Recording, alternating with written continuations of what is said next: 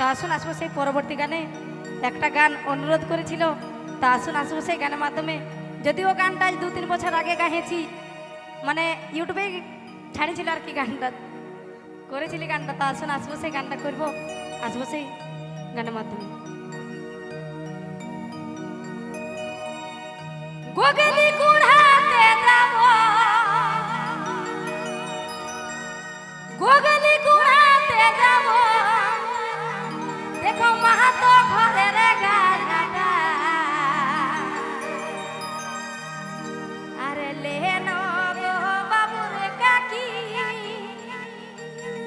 টুকু